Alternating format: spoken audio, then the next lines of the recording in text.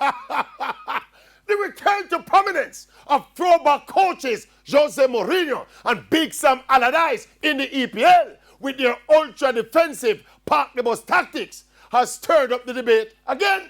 Conservative defensive football or free-flowing attacking football, which one is right and which one is wrong? If you follow some of the analysts and the critics, coaches like Jose and Big Sam with their dull, unadventurous, unattractive style of play should be banished from the game. And all coaches should be like Pep Guardiola and Jurgen Klopp, who play exciting front foot attacking football. Let me say this though. Football remains a very simple game.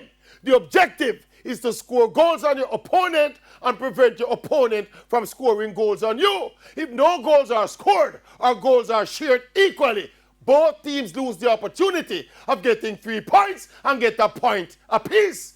As simple as that. What respective teams and coaches do in those 90 plus minutes is totally up to them.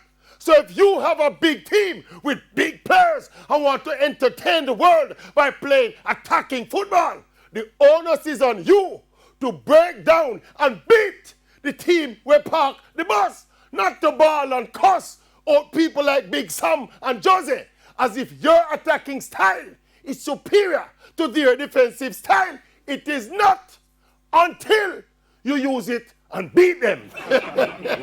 Next year, we resume the football classes. For the time being,